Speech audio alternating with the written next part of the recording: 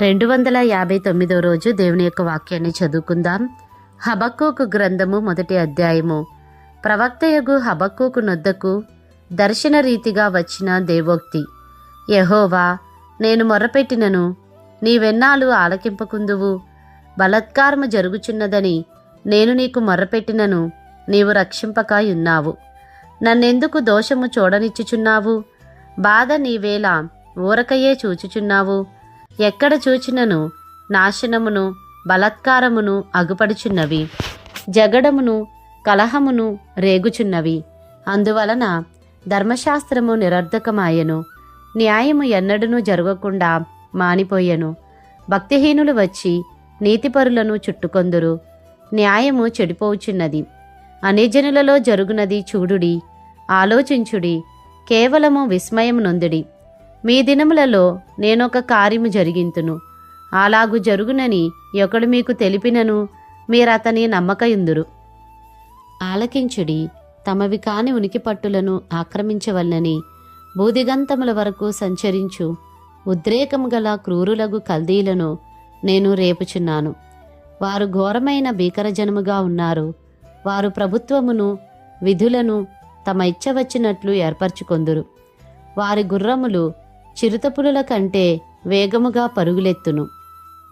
రాత్రియందు తిరుగులాడు తోడేళ్ల కంటెను అవి చురుకైనవి. వారి రౌతులు దూరం నుండి వచ్చి తటాలున జొరబడుదురు. ఎరను పట్టుకొనుటకై పక్షిరాజు వడిగా వచ్చున్నట్లు వారు పరుగులెత్తి వత్తురు.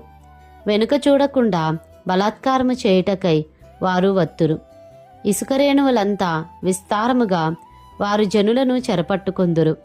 రాజులను అపహాస్యము చేతురు, అధిపతులను హేళన చేతురు. ప్రాకారము గల దుర్గములన్నిటినీ తృణీకరింతురు. మంటి దిబ్బ వేసి వాటిని పట్టుకొందురు. తమ బలమునే తమకు దేవతగా భావింతురు. గాలి కొట్టుకుని పోవున్నట్లు వారు కొట్టుకుని పోవచ్చు అపరాధులగుదురు. యెహోవా, నా దేవా, నా పరిశుద్ధ దేవా, ఆది నుండి నీవున్నవాడవు కావా? మేము మరణము నొందము. యెహోవా, తీర్పు తీర్చుటకు నీవు వారిని నియమించి ఉన్నావు. ఆశ్రయదుర్గమా, మమ్మను దండించుటకు వారిని పుట్టించితివి. నీ కనుదృష్టి దుష్టత్వము చూడలేనంత నిష్కలంకమైనది గదా. బాధించువారు చేయు బాధను నీవు దృష్టింపజాలవు గదా. కపటులను నీవు చూచియు దుర్మార్గులు తమ కంటే ఎక్కువ నీతిపరులను నాశనము చేయగా నీవు చూచియు ఎందుకు ఊరకున్నావు? ఏలికలేని చేపలతోనూ ప్రాకు పురుగులతోనూ నీవు నరులను సమానులుగా చేసితివి. వాడు గాలము వేసి మానవులనందరినీ గుచ్చి లాగియున్నాడు, ఉరులు ఒగ్గి చిక్కించుకొనుచున్నాడు. వాడు తన వలతో వారిని కూర్చుకొని సంతోషపడి గంతులు వేయుచున్నాడు. కావున వల వలన మంచి భాగమును పుష్టినిచ్చు భోజనమును తనకు కలుగుచున్నవని వాడు తన వలకు బలులు నర్పించుచున్నాడు, తన ఉరులకు ధూపము వేయుచున్నాడు. వాడు ఎల్లప్పుడూ తన వలలో నుండి దిమ్మరించుచుండవలెనా? ఎప్పటికీ మానకుండా వాడు జనములను హతము చేయుచుండవలెనా? హబక్కూకు గ్రంథము 2వ అధ్యాయము. ఆయన నాకు ఏమి సెలవిచ్చునో, నా వాదము విషయమై నేనేమి చెప్పుదునో చూచుటకై నేను నా కావలి స్థలము మీదను గోపురము మీదను కనిపెట్టుకుని ఉందుననుకొనగా యెహోవా నాకీలాగు సెలవిచ్చెను.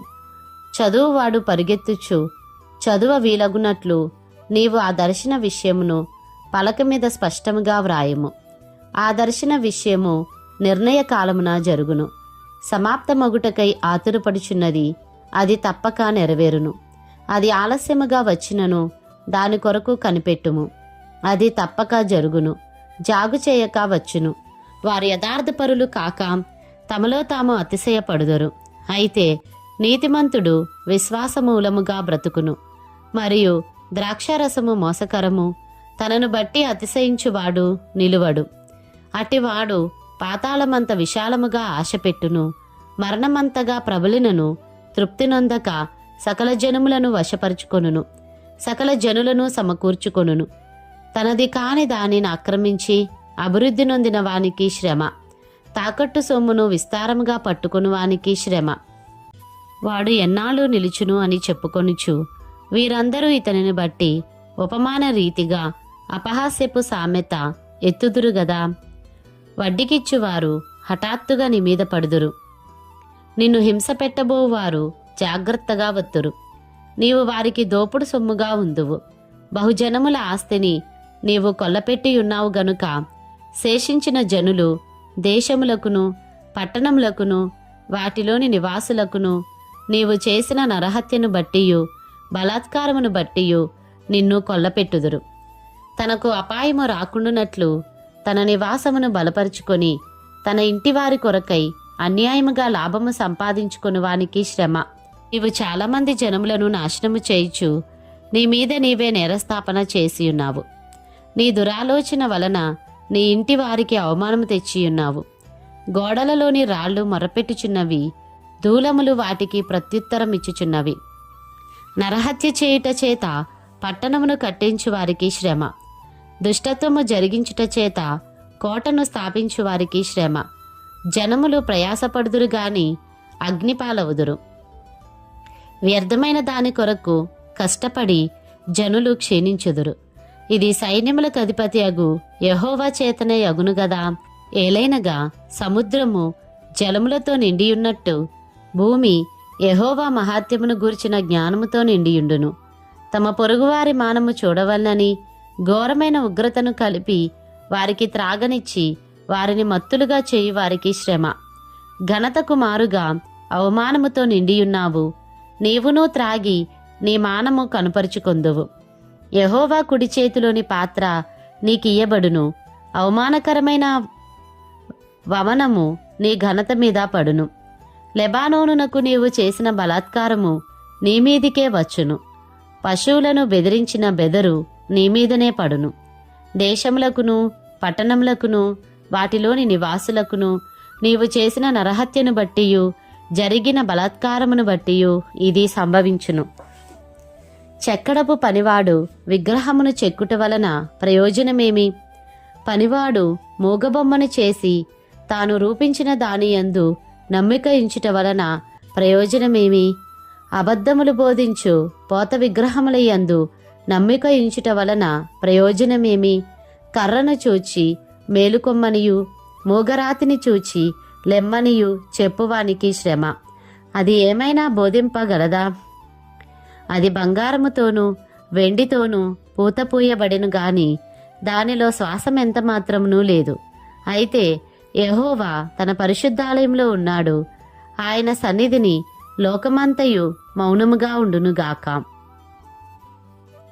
హబక్కూకు గ్రంథము 3వ అధ్యాయము. ప్రవక్తయగు హబక్కూకు చేసిన ప్రార్థన వాద్యములతో పాడదగినది. యెహోవా, నిన్ను గురించిన వార్త విని నేను భయపడుచున్నాను. యెహోవా, సంవత్సరములు జరుగుచుండగా నీ కార్యము నూతనపరచుము. సంవత్సరములు జరుగుచుండగా దానిని తెలియజేయుము. కోపించుచునే వాత్సల్యమును జ్ఞాపకమునకు తెచ్చుకొనుము. దేవుడు తేమానులో నుండి బయలుదేరుచున్నాడు. పరిశుద్ధ దేవుడు పారానులో నుండి వేంచేయుచున్నాడు. ఆయన మహిమ ఆకాశ మండలం అంతటను కనబడుచున్నది. భూమి ఆయన ప్రభావముతో నిండియున్నది. సూర్యకాంతితో సమానమైన ప్రకాశము కనబడుచున్నది. ఆయన హస్తముల నుండి కిరణములు బయలువెళ్ళుచున్నవి. అచ్చట ఆయన బలము దాగియున్నది. ఆయనకు ముందుగా తెగుళ్ళు నడుచుచున్నవి. ఆయన పాదముల వెంట అగ్ని మెరుపులు వచ్చుచున్నవి. ఆయన నిలోబడగా భూమి కంపించును. ఆయన చూడగా జనులందరూ ఇటూ అటూ తొలుగుదురు. ఆదికాల పర్వతములు బద్దలైపోవును. పురాతన గిరులు అణగును. పూర్వకాలము మొదలుకొని ఆయన ఈలాగు జరిగించువాడు. కూషీల డేరాలలో ఉపద్రవము కలుగగా నేను చూచితిని. మిద్యాను దేశస్థుల డేరాల తెరలు గజగజ వణికెను. యెహోవా, నదుల మీద నీకు కోపము కలిగినందునన, నదుల మీద నీకు ఉగ్రత కలిగినందునన, సముద్రము మీద నీకు ఉగ్రత కలిగినందునన నీ గుర్రములను కట్టుకొని రక్షణార్థమైన రథముల మీద ఎక్కి వచ్చుచున్నావు. విల్లు వరలో నుండి తీయబడి ఉన్నది. నీ వాక్కుతోడని ప్రమాణము చేసి నీ బాణములను సిద్ధపరిచియున్నావు. భూమిని బద్దలు చేసి నదులను కలుగజేయుచున్నావు. నిన్ను చూచి పర్వతములు కంపించును, జలములు ప్రవాహములుగా పారును, సముద్రాగాధము ఘోషించును, తన చేతులు పైకెత్తును. నీ ఈటెలు తలతలలాడగా సంచరించు నీ బాణముల కాంతికి భయపడి సూర్యచంద్రులు తమ నివాసములలో ఆగిపోవుదురు. బహురౌద్రము కలిగి నీవు భూమి మీద సంచరించుచున్నావు. మహోగ్రుడవై జనములను అణగద్రొక్కుచున్నావు. నీ జనులను రక్షించుటకు నీవు బయలుదేరుచున్నావు. నీవు నియమించిన అభిషిక్తుని రక్షించుటకు బయలుదేరుచున్నావు. దుష్టుల కుటుంబీకులలో ప్రధానుడొకడుండకుండా వారి తలను మెడను ఖండించి వారిని నిర్మూలము చేయుచున్నావు. బీదలను రహస్యముగా మృంగివేయవలనని ఉప్పొంగుచు నన్ను పొడిచేయుటకై తుపాను వలె వచ్చు యోధుల తలలలో రాజు యొక్క ఈటెలను నాటుచున్నావు. నీవు సముద్రమును త్రొక్కుచూ సంచరించుచూనున్నావు. నీ గుర్రములు మహాసముద్ర జలరాశులను త్రొక్కును. నేను వినగా జనముల మీదికి వచ్చువారు సమీపించు వరకు నేను ఊరకొని శ్రమదినము కొరకు కనిపెట్టవలసి ఉన్నది. నా అంతరంగము కలవరపడుచున్నది. ఆ శబ్దమునకు నా పెదవులు కదులుచున్నవి. నా ఎముకలు కుళ్ళిపోవుచున్నవి. నా కాళ్ళు వణుకుచున్నవి.